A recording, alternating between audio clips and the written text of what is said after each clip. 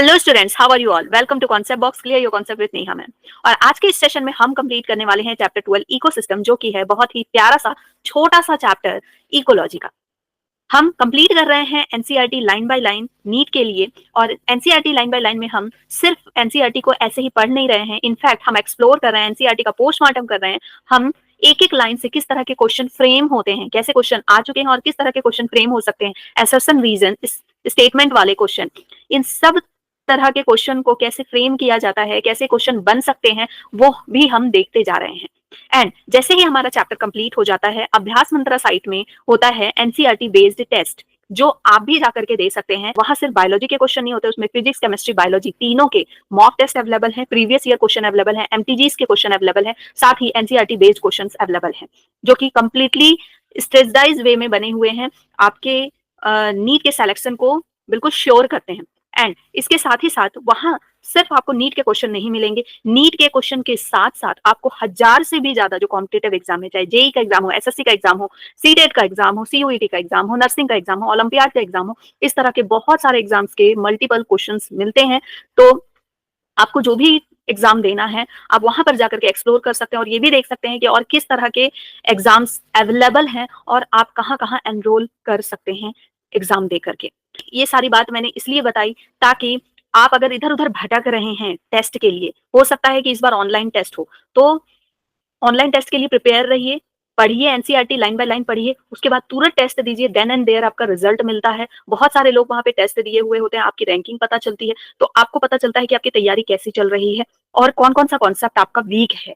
तो फिर उसको दोबारा से पढ़िए, क्योंकि अब बेटा समय नहीं बच गया है, लिमिटेड टाइम है। लिमिटेड टाइम में अगर आप स्ट्रेटजाइज वे में नहीं पढ़ेंगे, सिर्फ रीडिंग करते जाएंगे, क्वेश्चन सॉल्व नहीं करेंगे, तो फिर कोई फायदा नहीं होने वाला है। एक रिसर्च भी हो चुकी है ना कि एक ग्रुप को सिर्फ जो है थियरीज पढ़ाया गया, एक ग्रुप को क्वेश्चन सॉल्व कराया गया, तो जो क्वेश्चन सॉल्व जिन्होंने ज्यादा किए ना, उनके रिजल्ट ज्यादा बेटर आए। तो क्वेश्चन आप सॉल्व करेंगे तो आपको पता चलेगा कि जो चीज आपको लग रही थी कि आपको आता है, वो वाकई में आपको आता है कि नहीं आता है। तो क्वेश्चन सॉल्व कीजिए, वहां पर आपको फ्री के बहुत सारे टेस्ट मिलेंगे और बहुत ही मिनिमल कॉस्ट में, मतलब कि अराउंड 80 रुपीज पर मंथ में आपको अच्छा खासा बिल्कुल क्वेश्चंस का बंडल मिल जाता है, बहुत ही सस्ता पड़ता है बुक से, और आपको तुरंत के तुरंत रिजल्ट भी मिल जाता है।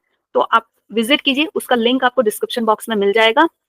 जाइए, क्वेश्चन क्वेश्चन सॉल्व कीजिए, जितना क्वेश्चन सॉल्व करेंगे उतने आपके कॉन्सेप्ट क्लियर होंगे। बाकी थियरीज के जो कॉन्सेप्ट है वो मैं बिल्ड करने में जी जान लगा देती हूँ बच्चे। एनसीईआरटी की एक एक लाइन हम बहुत ही अच्छे तरीके से पढ़ रहे हैं। So let's get started. और अभी तक आपने मेरे चैनल को सब्सक्राइब नहीं किया है तो प्लीज प्लीज प्लीज कर लीजिए, क्योंकि फ्री में आपको बहुत कुछ मिलता है। ब्रेन हैक और बायोलॉजी के बहुत सारे एकदम सुपर डुपर फिल्मी ट्रिक्स मिल जाते हैं, जो दिमाग में छप जाएंगे चीजें। और एनसीईआरटी लाइन बाय लाइन अगर आप देख लेते हैं तो आपके क्वेश्चंस बनने लगेंगे। मेरे जो स्टूडेंट्स हैं उनके बहुत सारे क्वेश्चन, वो जहां जहां भी टेस्ट जा करके देते हैं, उनके क्वेश्चंस बनते हैं। तो आप भी सेशन पूरा देखो, उसके बाद क्वेश्चन सॉल्व करो, आपका सिलेक्शन होने से कोई नहीं रोक सकता। So let's get started. So chapter 2 ecosystem. इसका मतलब क्या होता है? इको, बेटा यहाँ इको जो है ग्रीक वर्ड से आया है, ओइकोस से, ओइकोस से, जिसका मतलब होता है होम या हाउस, मतलब प्लेस टू लिव, जहां पे रहा जाता है। और सिस्टम, सिस्टम मतलब कि दो चार अलग अलग तरह की चीजें मिल रही होंगी, साथ में रह रही होंगी, इंटरेक्ट कर रही होंगी और साथ में फंक्शन कर रही होंगी as a unit. So ecosystem एक ऐसा प्लेस है जहां पे अलग अलग स्पीसीज मिलती है, कम्युनिटी मिलती है, पॉपुलेशन मिलता है और मिल करके फिजिकल एनवायरनमेंट के साथ इंटरेक्ट करता है, साथ में रहता है, फंक्शन करता है एज अ यूनिट। तो पॉन्ड भी एक इकोसिस्टम हो सकता है, ओशन भी एक इकोसिस्टम हो सकता है, ट्रॉपिकल फॉरेस्ट भी एक इकोसिस्टम हो सकता है, एक्वेरियम भी एक इकोसिस्टम हो सकता है। तो इकोसिस्टम एक ऐसा जगह है जहां पर अलग अलग स्पीसीज साथ में रह रही हैं एंड इंटरेक्ट कर रही है फिजिकल एनवायरनमेंट के साथ, और एक दूसरे को हेल्प कर रही है एंड फंक्शन कर रही है एज अ यूनिट। तो इसको हम क्या कहते हैं? इकोसिस्टम कहते हैं। इकोसिस्टम वर्ड दिया था टांसले ने, अर्थर टांसले। पूरा नाम मैं लिख देती हूँ, अर्थर टांसले,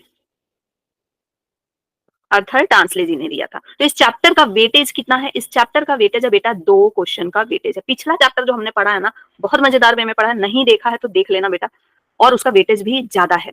इस चैप्टर में हम पढ़ने वाले हैं ecosystem structure and function. Ecosystem का स्ट्रक्चर कैसा होता है, दिखता कैसा है, फंक्शन कैसे करता है, उसकी प्रोडक्टिविटी क्या है, क्या मिलता है हमको इकोसिस्टम से, फिर डिकम्पोजिशन, इकोसिस्टम में चीजें खत्म हो जाती हैं तो वो जाती कहाँ है, डिकम्पोजिशन कैसे होता है, और इकोसिस्टम में जो भी चीजें निकल रही हैं एनर्जी के फॉर्म में वो फ्लो कैसे होती हैं, एंड इकोलॉजिकल पिरामिड हम देखने वाले। तो बहुत ही इंपॉर्टेंट चैप्टर है बेटा, ऐसे भी आपको पता होना चाहिए कि हमारा ये इकोसिस्टम चलता कैसे है। तो इकोसिस्टम जिसमें कि बायोटिक और एबायोटिक फैक्टर दोनों, biotic and abiotic, abiotic factor work as a unit या function as a unit, function as a unit या फिर इंटरैक्ट टुगेदर, कुछ भी बोलो। बायोटिक का मतलब होता है लिविंग, जितने भी लिविंग ऑर्गेनिज्म है, लिविंग ऑर्गेनिज्म, ठीक है।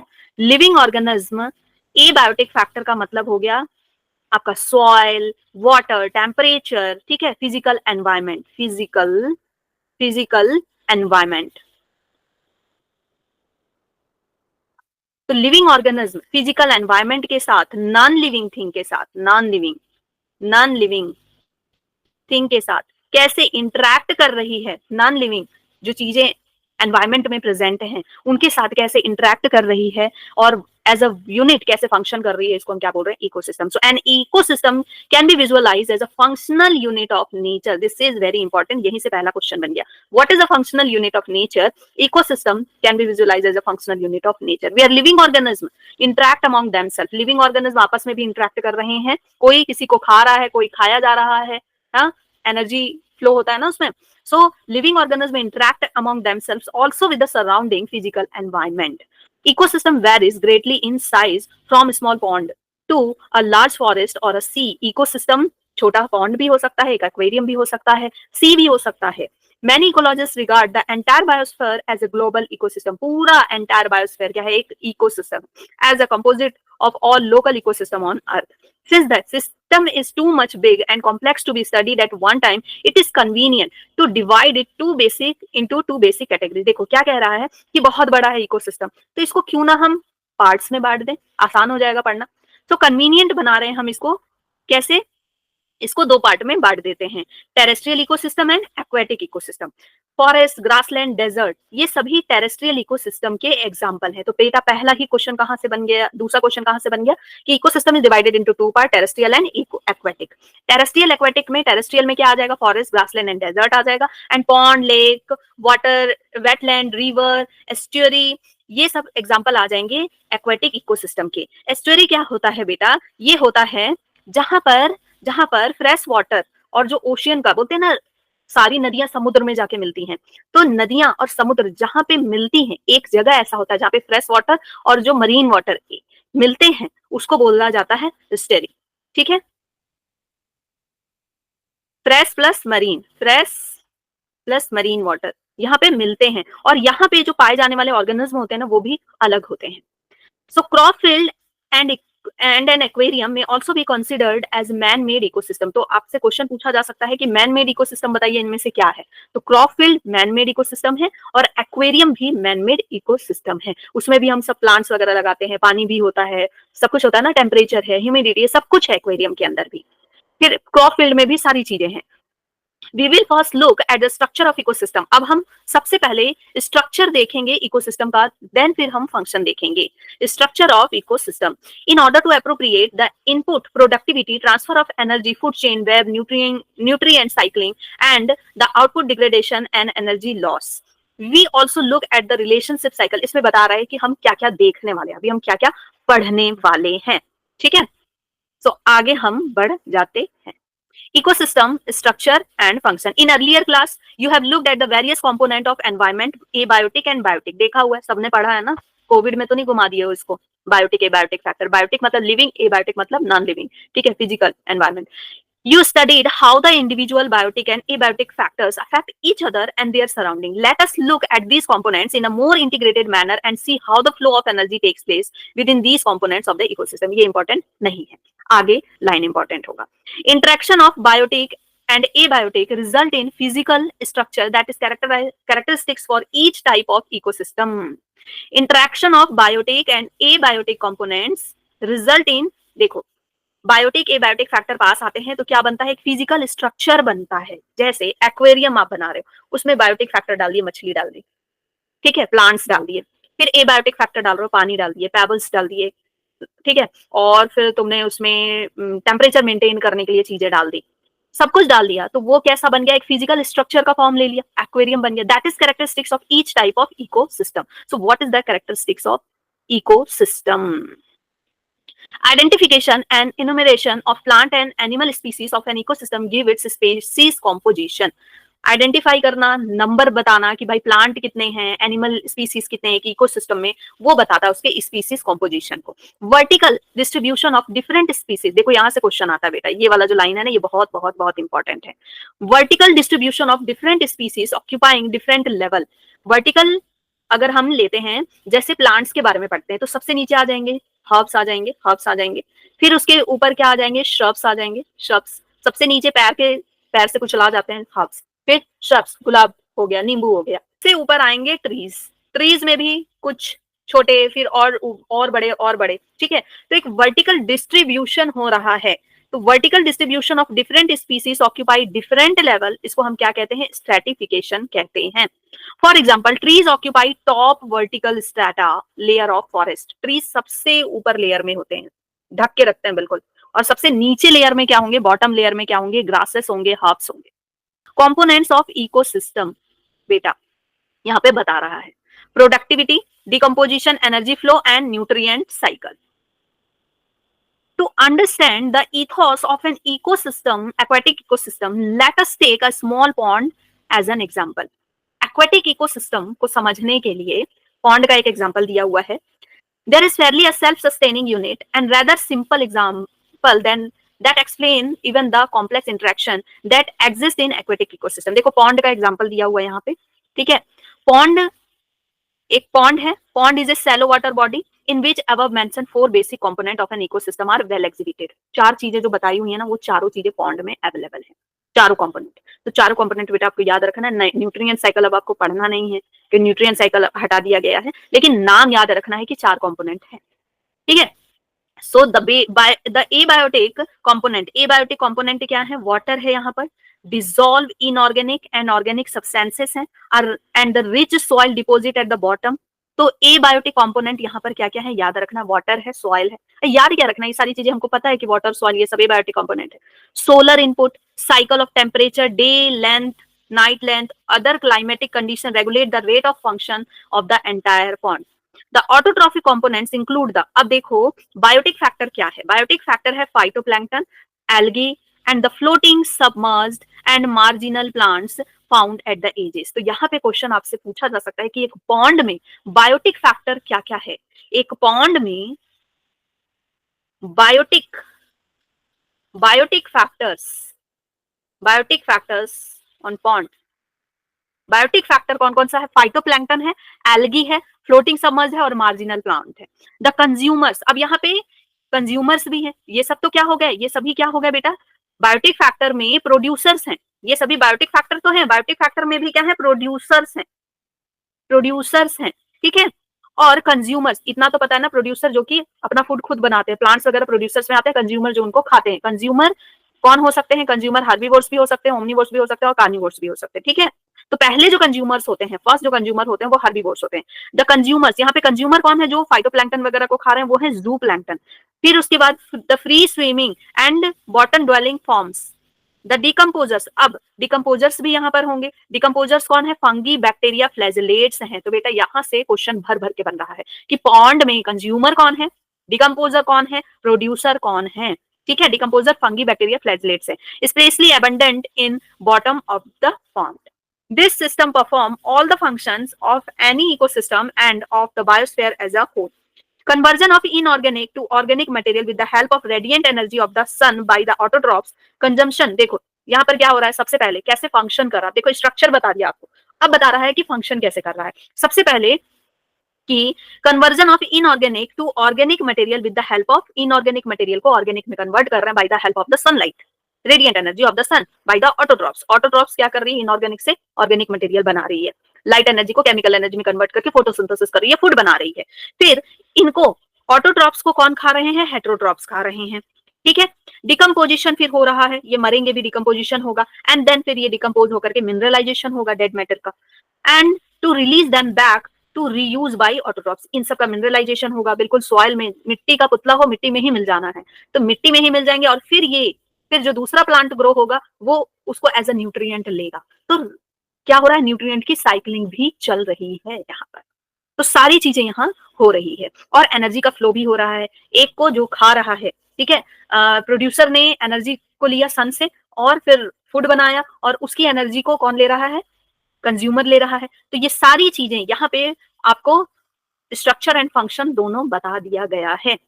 These events are repeated over and over again. There is unidirectional movement of energy towards higher tropic levels and its dissipation and loss of heat to the environment. यहाँ पे unidirectional movement चल रही है energy की, मतलब कि जो energy producer से हमेशा कंज्यूमर में जाएगा, कंज्यूमर से प्रोड्यूसर में नहीं जाएगा। मतलब कि प्लांट से हर्बीवोर्स में एनर्जी जाएगा, हर्बीवोर्स से कार्निवोर्स में जाएगा। ऐसा नहीं है कि प्लांट बोलेगा कि मेरा एनर्जी वापस कर, है ना, वो वापस मांगे भी तो नहीं दे सकता, जी जान भी लगा देना तो हर्बीवोर्स उसको एनर्जी नहीं दे सकता प्लांट को। तो यूनिडायरेक्शनल फ्लो ऑफ एनर्जी चल रही है, और उस दौरान लॉस ऑफ हीट हो रहा है, जो कि एनवायरमेंट में ही प्रेजेंट होता है, उसको यूज नहीं किया जा सकता। ठीक है, तो first law of thermodynamic and second law of thermodynamic दोनों यहाँ पे वर्क कर रही है। प्रोडक्टिविटी, प्रोडक्टिविटी तो बेटा ये पूरा जो आपका था ना, ये बहुत इंपॉर्टेंट था, इससे एक एक लाइन से क्वेश्चन बन रहा है। प्रोडक्टिविटी, प्रोडक्टिविटी क्या होता है? देखो, प्रोडक्टिविटी जब हम समझते हैं तो दो बातें आती है, एक तो है प्राइमरी प्रोडक्शन और फिर आता है सेकेंडरी प्रोडक्शन और है प्रोडक्टिविटी। प्राइमरी प्रोडक्शन का मतलब ये है, जैसे कि तुम अभी पढ़ रहे हो, तुम अभी पढ़ रहे हो, ये तुम्हारा प्रोडक्शन है कि अच्छा तुम एक दिन में अभी इतना पढ़ रहे हो, ठीक है। लेकिन जब मैं इसको एज अ टाइम कैलकुलेट करने लगूं कि तुम अभी इतना पढ़ रहे हो, फिर मैं उसको कैलकुलेट करने लगूं कि 2 घंटे डेली पढ़ रहा है, 2 घंटे डेली पढ़ रहा है, तो एक ईयर में कितना पढ़ रहा है, ठीक है। या 2 घंटे ये किताब लिखता है एक, तो एक ईयर में कितनी किताबें निकलेगा। तो वैसे ही प्राइमरी प्रोडक्शन है कि प्लांट है, एक एरिया है, उस एरिया में कुछ प्लांट्स हैं, ये एरिया है, इस एरिया में कुछ प्लांट्स हैं, और ये प्लांट्स जो हैं कुछ प्रोड्यूस कर रहे हैं, ठीक है, ये प्लांट्स कुछ बायोमास प्रोड्यूस कर रहे हैं, फूड प्रोड्यूस कर रहे हैं। तो अभी मैंने टाइम नहीं कैलकुलेट किया, अच्छा प्रोड्यूस कर रहे हैं अभी, लेकिन जब मैं कैलकुलेट करूं कि इस एरिया में एक ईयर में कितना फूड प्रोड्यूस हो जाता है, कितना बायोमास प्रोड्यूस हो जाता है, तो वो हो जाएगी प्रोडक्टिविटी। जब मैं रेट लगा दूं ना कि एक महीने में इतनी प्रोडक्टिविटी है, इतना प्रोड्यूस कर रहा है, तो बता रहा है कि भाई इसकी प्रोडक्टिविटी इतनी है ना। और नॉर्मल प्राइमरी प्रोडक्शन की इतना ये प्रोड्यूस करता है, 10 अमरूद इस पौधे से निकलते हैं, ठीक है, इस पेड़ से 10 अमरूद मुझे मिलते हैं, साल में कितने अमरूद मिलते हैं, तो वो हो जाएगी productivity. A constant input of solar energy is the basic requirement for any ecosystem to the function and sustain. Primary production is defined as the amount of biomass or organic matter, biomass or organic matter produced per unit area over a time period by plant during photosynthesis. एक particular area में कुछ plants हैं, ये कुछ fruits produce कर रहे हैं, ठीक है। आज मैं खेत में गई, मैंने देखा कि कुछ प्रोड्यूस कर रहे हैं, तो ये हो गया इसका प्राइमरी प्रोडक्शन, ठीक है। मैंने आज देखा कि इस पर्टिकुलर एरिया में जो हमारे प्लांट्स हैं वो 10,000 फ्रूट प्रोड्यूस कर रहे हैं, तो मैं कैलकुलेट करने लगी, वाह यार 10,000 फ्रूट प्रोड्यूस कर रहे हैं, तो एक साल में कितने करेंगे, मेरे को कितना कमाई हो जाएगा, है लालची इंसान। तो प्रोडक्टिविटी कितनी हो जाएगी इसकी, समझ गए। तो प्राइमरी प्रोडक्शन है कि कितना प्रोड्यूस कर रहा है, लेकिन जब हम उसको ऐसे कैलकुलेट करने लगे कि एक ईयर में कितना प्रोड्यूस हो रहा है, ठीक है, प्रॉफिट देखने लगे एक ईयर में कितना प्रोड्यूस हो रहा है, तो हो गया प्रोडक्टिविटी। सो जो प्राइमरी प्रोडक्शन है उसको हम कैसे मेजर करते हैं, वेट में, ग्राम पर मीटर स्क्वायर या किलो कैलोरी पर मीटर स्क्वायर, कि कितना बायोमास है उसका, कितना बायोमास है, कितना अनाज निकल रहा है, कितना फ्रूट निकल रहा है, कितना बायोमास है टोटल, कितने प्लांट उग रहे हैं यहाँ पे, टोटल बायोमास, टोटल उसका वजन कितना है। The rate of biomass production is called productivity. It is express in terms of gram per metre square per year. हर ईयर के इस पे अगर मैं कैलकुलेट करने लगूं तो क्या हो जाएगा, प्रोडक्टिविटी। आई होप ये चीजें समझ में आ गई। To compare the productivity of different ecosystem, it can be divided into gross primary productivity and net primary productivity. अब देखो gross primary productivity होती है और net primary productivity। gross primary productivity मतलब कि टोटल, टोटल यहाँ से मेरे को कितना, टोटल जो है प्लांट है ना, ये कितना फोटोसिंथेसिस करके कितना फूड बना रहे हैं, टोटल उनकी प्रोडक्टिविटी कितनी है, टोटल प्रोडक्टिविटी टोटल इनका बायोमास कितना है। लेकिन लेकिन भाई ये प्रोड्यूस करेंगे तो कुछ यूज भी करेंगे, रेस्पिरेशन लॉस भी तो होगा उनका, ठीक है। तो वो फिर क्या कहला जाता है, net primary productivity. So gross primary productivity of an ecosystem is the rate of production of organic matter during photosynthesis. Photosynthesis के दौरान उसने कितना ऑर्गेनिक मैटर प्रोड्यूस किया, कितना ग्लूकोज प्रोड्यूस किया, कितना ऑर्गेनिक मैटर प्रोड्यूस किया, वो क्या हो गया, ग्रॉस प्राइमरी प्रोडक्टिविटी। ग्रॉस मतलब टोटल, ग्रॉस मतलब total. And A considerable amount of GPP is utilized by plant in respiration। भाई सबका सब जो भी वो फोटोसिंथेसिस में बनाएंगे वो सब तुमको तो नहीं दे देंगे। इतना अच्छा काम तो तुम किए नहीं हो, तो सब तुमको तो नहीं दे देंगे, नहीं तो खुद अपना हैप्पी बर्थडे हो जाएगा। तो वो कुछ यूज भी करेंगे एज अ रेस्पिरेशन, ठीक है, खाएंगे पिएंगे तभी तो बढ़ेंगे। तो वो उसको हम क्या करेंगे, माइनस ग्रॉस प्राइमरी प्रोडक्टिविटी जो उन्होंने प्रोड्यूस किया, फिर कुछ अपने लिए रखा, माइनस लॉसेस आर, उसके बाद जो निकला नेट प्राइमरी प्रोडक्टिविटी। अगर अभी भी नहीं समझ में आया तो मैं सिंपल तरीके से बताती हूँ कि पापा ने कुछ कमाया, पापा की इनकम है मान लो 10,000 रुपए, ठीक है, मान लो 10,000 रुपए पापा की इनकम, और पापा ने इसमें भाई खर्चा भी तो करेंगे कि पूरा का पूरा बैंक में जमा कर देंगे, खाएंगे पिएंगे, खाना पीना भी तो जरूरी है, तो इसमें से 8,000 रुपए तो खर्च हो गए, ठीक है। तो ये हो गया ग्रॉस प्राइमरी प्रोडक्टिविटी, ये हो गया रेस्पिरेशन लॉस, और जो 2K बच गया, ठीक है, 2K जो बच गया ये है net primary productivity. I hope this is clear now. So GPP minus R is NPP. तो इससे आपको बेटा न्यूमेरिकल दे देगा, इजी सा न्यूमेरिकल होगा, ग्रॉस प्राइमरी प्रोडक्टिविटी इतना है, रेस्पिरेशन लॉस इतना है, तो एनपीपी क्या होगा, या फिर रेस्पिरेशन लॉस निकालने को दे देगा आपको, समझ गए। So net primary productivity is available biomass for the consumption to heterotroph. अब हेट्रोट्रॉप के लिए क्या बचता है, यहां से क्वेश्चन आता है कि हेट्रोट्रॉप को ग्रॉस प्राइमरी प्रोडक्टिविटी मिलता है या नेट प्राइमरी प्रोडक्टिविटी मिलता है। तो बेटा आने वाले भविष्य को क्या मिलेगा पापा का, पापा जो ये जमा कर रहे हैं ना जमीन, हाँ, जो ये तिनका तिनका जो जमा कर रहे हैं पापा बैंक में, ये आने वाले भविष्य को यही मिलेगा ना, एनपीपी, नेट प्राइमरी प्रोडक्टिविटी। तो ऐसे ही रेस्पिरेशन लॉस तो हो गया, जो बच गया यही हेट्रोट्रॉप को मिलेगा। तो बेटा याद रखना है कि हेट्रोट्रॉप को क्या मिलता है, नेट प्राइमरी प्रोडक्टिविटी मिलता है, ग्रॉस नहीं मिलेगा, ठीक है। सो हर्बीवोर्स एंड डिकम्पोजर्स, इन सबको क्या मिलेगा, नेट प्राइमरी प्रोडक्टिविटी। अब सेकेंडरी प्रोडक्टिविटी क्या है, सेकेंडरी प्रोडक्टिविटी मतलब कि नेट प्राइमरी प्रोडक्टिविटी को खाएगा कौन, खाएगा हेट्रोट्रॉप्स खाएंगे, ठीक है, ऑटोट्रॉप्स को हेट्रोट्रॉप्स खाएंगे। खाने के बाद शरीर में जो लगेगा, तुमने आज कुछ खाया, रोटी दाल सब कुछ कहाँ से मिल रहा है तुमको, प्लांट से मिल रहा है, प्लांट्स के किससे मिल रहा है, नेट प्राइमरी प्रोडक्टिविटी से मिल रहा है।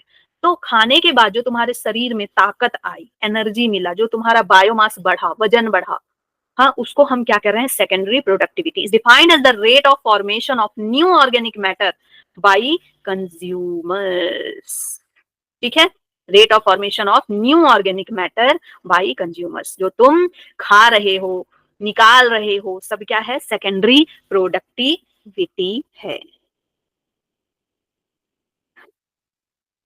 समझ में आ रहा है ना, सब कुछ समझ में आ रहा है ना, समझ में आ रहा है तो लाइक मारते जाना बेटा। Primary productivity depends on the plant species inhabiting a particular area. It is also depend on variety of environmental factor।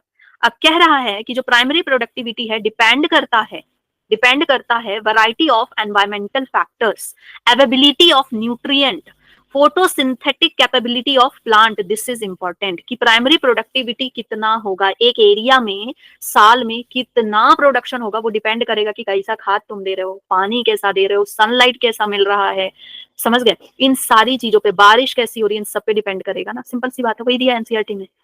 Therefore, it varies in different types of ecosystem। ये अलग अलग इकोसिस्टम में अलग होता है। The annual net primary productivity of whole biosphere, यहां से question बनता है बेटा ये वाले लाइन से, ये पूरा पैराग्राफ आपका इंपॉर्टेंट है बेटा, समझे। The annual net primary productivity of whole biosphere, पूरे होल बायोस्फीयर का एनुअल प्रोडक्टिविटी कितना है, 170 billion tons dry weight of organic matter, समझ गए। यहाँ पे क्या बोल रहा है, नेट प्राइमरी प्रोडक्टिविटी, मतलब कि जो ग्रॉस प्राइमरी प्रोडक्टिविटी है उसमें प्लांट्स ने यूज कर दिया, अब उसके बाद जो बचा हेट्रोट्रॉप्स के लिए जो बचा, वो कितना बचता है बेटा, 170 बिलियन टन्स बचता है, ठीक है, हमारे लिए। Of this despite occupy about 70% of surface the productivity. देखो ओशियन की सरफेस, ओशियन का सरफेस 70% है। ओशियन बहुत बड़ा एरिया कवर करता है ओशियन 70%। लेकिन इसकी प्रोडक्टिविटी कितनी है? प्रोडक्टिविटी, नाम बड़े दर्शन छोटे, प्रोडक्टिविटी कितनी है बेटा इसकी? 55 बिलियन टन से। ठीक है, और जो रेस्ट बच गया 170 में 55 माइनस कर दो। ठीक है, 115 बच गया। 115 जो है किसका है? लैंड की प्रोडक्टिविटी है। ठीक है, ये किसकी प्रोडक्टिविटी है? Productivity of land. बड़ी गंदी हैंडराइटिंग बन रही है यार, बहुत गंदी हैंडराइटिंग, समझ गए? तो प्रोडक्टिविटी ऑफ लैंड कितनी है? 115 बिलियन टन है। ठीक है, बिलियन टन, समझ गए? तो ये बेटा याद रखना आपको, देखो यहां पर माइनस करके नहीं बताया लेकिन आपको क्वेश्चन दे देगा, समझे? 170, 55 और 115 याद रखना है। So discuss the main reason for low productivity of ocean with your teacher. भाई डिस्कस करो, क्यों होता है वहां पे प्रोडक्टिविटी कम क्यों है? क्योंकि बेटा यहाँ कहा ना कि एनवायरमेंटल फैक्टर मैटर करते हैं। ओशियन में सनलाइट कम आएगा, खासकर जो डीप ओशियन है वहां पे सनलाइट कम आएगा। फिर अवेबिलिटी ऑफ न्यूट्रिएंट की वजह से न्यूट्रिएंट कम होगा। और जो प्लांट्स हैं, जितने प्लांट्स के स्पीसीज यहाँ तुमको लैंड में मिल जाते हैं वहां नहीं मिलते हैं, जितना प्लांट्स यहाँ है ओशियन के अंदर लिमिटेड है, स्पीसीज लिमिटेड है और स्पीसीज में भी नंबर भी लिमिटेड है, तो प्रोडक्टिविटी कम होगी। ठीक है, तो रीजन पहले ही आपको यहाँ पर दिया हुआ है बेटा, उसके बाद आपको कह रहा है कि डिस्कस कीजिए। Next is decomposition. प्रोडक्टिविटी हो गई, अब हम दूसरा कॉम्पोजिशन देख रहे हैं, that is decomposition.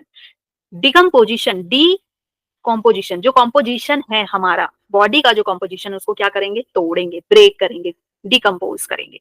Okay, so decomposition कौन करता है बेटा? डिकम्पोजर्स करते हैं, डिकम्पोजर्स करते हैं। और डिकम्पोजिशन का क्या मतलब होता है? कि breaking down of complex into simpler form. ठीक है, you may have heard the earthworm, और ये डिकम्पोजर में मेन काम किसका है बेटा? अर्थवर्म का। जैसे खासकर आपने देखा वर्मी कंपोस्टिंग वगैरह जो करते हैं तो उसमें अर्थवर्म, लीचेस, ये सब जो होते हैं ना, इन्हीं का तो रोल होता है। Earthworm being refer to as the farmer's friend, this is so because they help in breakdown of complex organic matter as well as in loosening the soil। Soil को क्या करते हैं? पोरस बनाते हैं, लूज करते हैं और कॉम्प्लेक्स को सिंपलर फॉर्म में कन्वर्ट करते हैं। Similarly decomposers break down the complex organic matter into inorganic substances like carbon dioxide, water and nutrient में कन्वर्ट कर देते हैं। और ये जो न्यूट्रिएंट है ये साइकिल होता रहता है, जो नए प्लांट्स फिर हम ग्रो करते हैं वो नए प्लांट्स उन न्यूट्रिएंट्स को लेकर के बड़े होते हैं, तो ऐसे ही न्यूट्रिएंट का साइकिल चलते रहता है। And the process is known as the decomposition. Dead plants remains such as leaves, barks, flowers, and dead remains of the animals include fecal matter. Fecal matter मतलब 40 constitute detritus. इन सबको हम क्या कहते हैं? detritus कहते हैं। सड़ी गली जितनी चीजें हैं इनको detritus कहते हैं। Which is raw material for the decomposition. The important steps in the process of decomposition are, अब जो मेन चीज है यहाँ है, ठीक है। और जो डिकम्पोजर्स होते हैं अर्थवर्म जैसे है, इनको क्या बोलते हैं? डेट्रिटोवोर्स। ठीक है, डेट्रिटोवोर्स हैं। ये क्या करते हैं? डेट्रिटस पे फीड करते हैं। और कौन कौन से स्टेप्स होते हैं डिकम्पोजिशन के? फलचम, फलचम, खाने वाला चमचम नहीं, फलचम। ठीक है, परचम या चमचम नहीं, फलचम, याद रखना, फलचम। फलचम सबसे पहले फ्रेगमेंटेशन, टुकड़े टुकड़े होंगे, कोई भी बड़ा चीज है आप पहले क्या करोगे? उसके टुकड़े टुकड़े करोगे ना, काटोगे उसको, टुकड़े टुकड़े करोगे। तो अर्थवर्म को अगर कोई बड़ा लीफ दे दोगे तो वो क्या करेगा? टुकड़े टुकड़े करेगा, उसके टुकड़े टुकड़े करेगा। तो टुकड़े टुकड़े जब हो रहे होंगे तो उस दौरान जो उसमें इनऑर्गेनिक चीजें होंगी, ऑर्गेनिक के साथ इनऑर्गेनिक चीजें भी तो होती हैं, तो जो इनऑर्गेनिक चीजें होंगी वो वही मिट्टी में जो वाटर है उसमें डिसॉल्व होकर के नीचे चली जाएंगी एकदम, तो उसको कहते हैं लीचिंग। और साथ में उसके बाद क्या होगा? फ्रेगमेंटेशन के बाद होगा कैटाबॉलिज्म होगा। कैटाबॉलिज्म मतलब टूटना। फिर ह्यूमिफिकेशन, जो फ्रेगमेंट्स हुए हैं उनको और छोटे छोटे फॉर्म में तोड़ा जाएगा, कैटाबॉलिज्म होगा। फिर वो ह्यूमिडिफाई हो जाएंगे, ह्यूमिफिकेशन होगा, एंड देन द मिनरलाइजेशन होगा। इसको हम डिटेल में पढ़ते हैं अभी। डेट्रिटिवोर्स, डेट्रिटिवोर्स कौन है? अर्थवर्म हो गया, लीचेस हो गया, वही एनालिट्स वाले। Break down detritus into smaller particle. Detritus समझ गए ना क्या होता है? सड़ी गली चीजें जितनी भी हैं, into smaller particles. This process is called fragmentation. बेटा हम सबके साथ यही होना है, हाँ, हम सबके साथ लास्ट में यही होना है, यही अर्थवर्म आएंगे, ये छोटे छोटे कीड़े आएंगे, हम सबको बिल्कुल क्या करेंगे, मिनरलाइजेशन कर देंगे और फिर हमारा न्यूट्रिएंट साइकिल होगा, कोई प्लांट हमारे ऊपर उगा हुआ होगा, हमारे जो रिमेन्स होंगे उनको यूज करके बड़ा हो रहा होगा।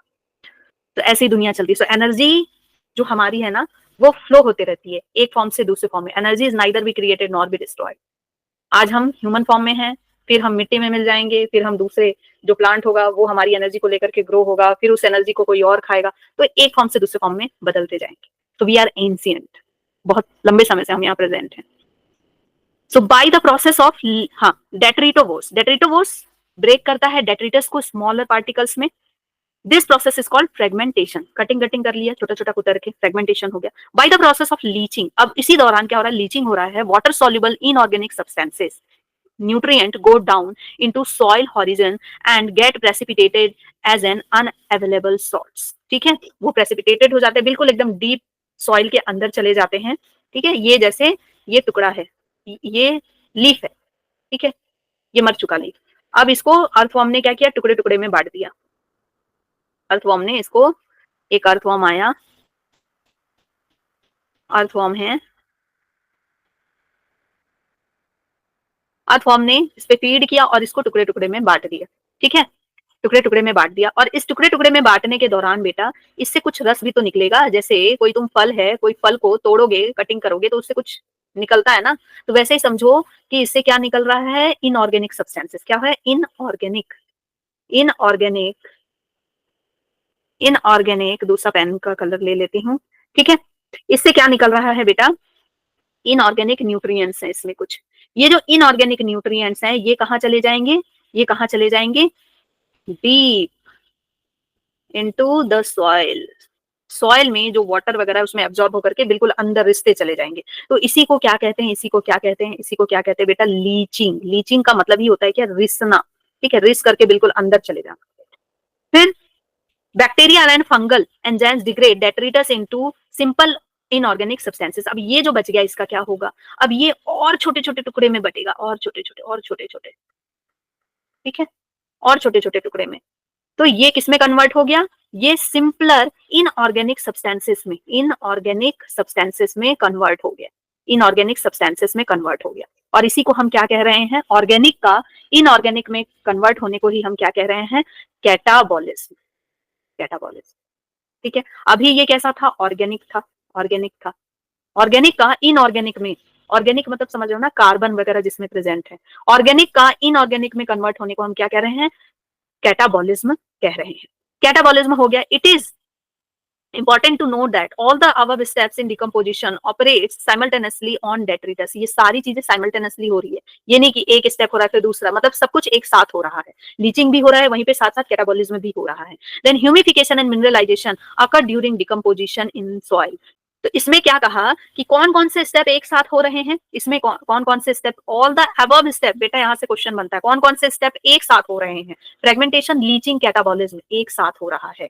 ठीक है, फ्रेगमेंटेशन टूट भी रहा है, टूटा तो इनऑर्गेनिक न्यूट्रिएंट निकला, वो नीचे जा रहा है फटाफट, लीचिंग हो रहा है, और ऑर्गेनिक का इनऑर्गेनिक में कन्वर्ट हो रहा है, कैटाबॉलिज्म भी साथ साथ हो रहा है। ठीक है, इट इज अब आगे जो ह्यूमिफिकेशन है, मिनरलाइजेशन है, ये कब होता है, decomposition in during decomposition in soil. Humification Leeds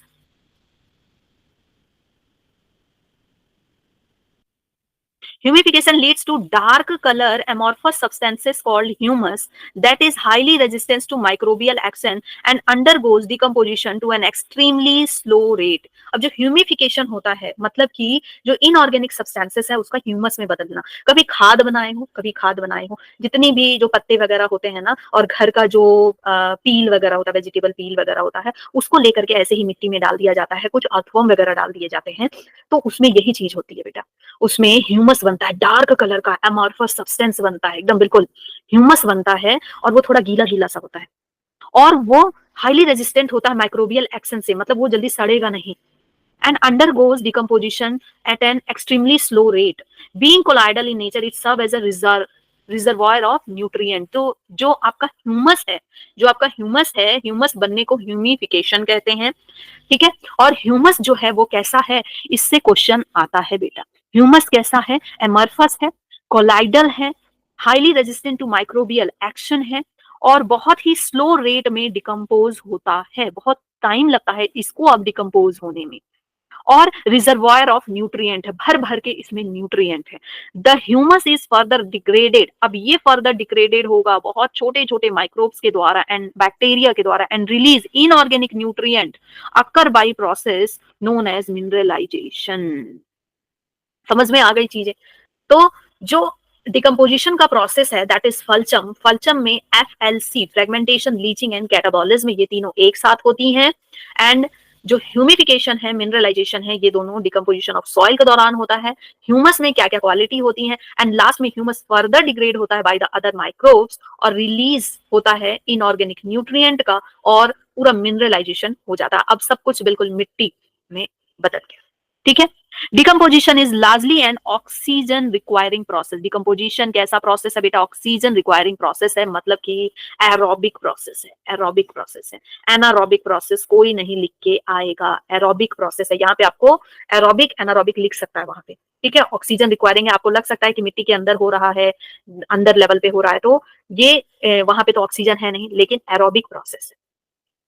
और दूसरा हमने स्थिर टैंक वगैरह जो पढ़ा है ना, उसमें एनारोबिक हम डालते हैं, एनारोबिक प्रोसेस। यहाँ क्या है बेटा, एरोबिक प्रोसेस से डिकम्पोजिशन हो रहा है। The rate of decomposition is controlled by chemical composition of, अब देखो बोल रहा है कि रेट ऑफ डिकम्पोजिशन कैसे कंट्रोल्ड होती है, by chemical composition of detritus and climatic factor. Decomposition जल्दी होगा, धीरे होगा, कैसे होगा, ठीक है, कितना डिकम्पोजिशन होगा, रेट मतलब यही, जल्दी होगा, धीरे होगा, कितना डिकम्पोजिशन होगा, ये किस पे डिपेंड करता है कि डेट्रिटस क्या है।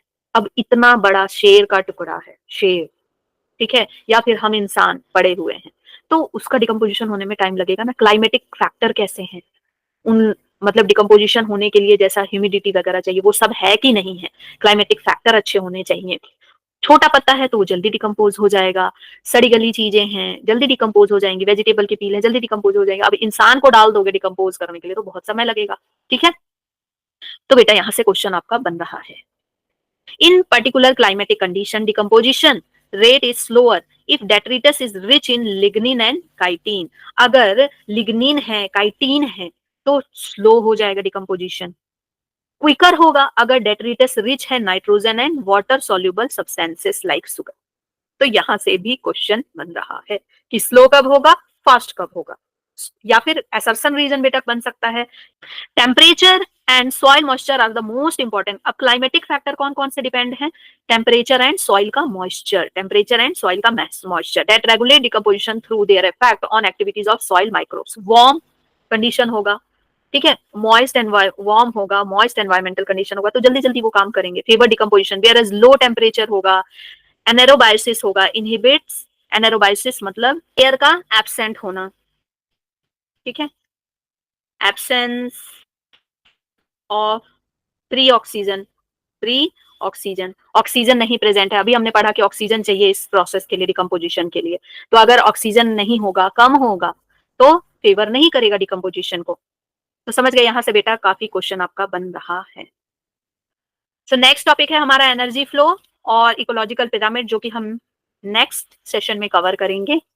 वीडियो हो जाती है जब लंबी, आप लोग देखते नहीं हो, पढ़ते नहीं हो, नींद आने लगती, शॉर्ट्स देखने की आदत हो गई है अब आप लोगों को। तो एनर्जी फ्लो और इकोलॉजिकल पिरामिड नेक्स्ट सेशन में हम देखेंगे। ओके, टाटा बाय बाय, ध्यान रखो, मन लगा के पढ़ाई करो और क्वेश्चन सॉल्व करते रहो।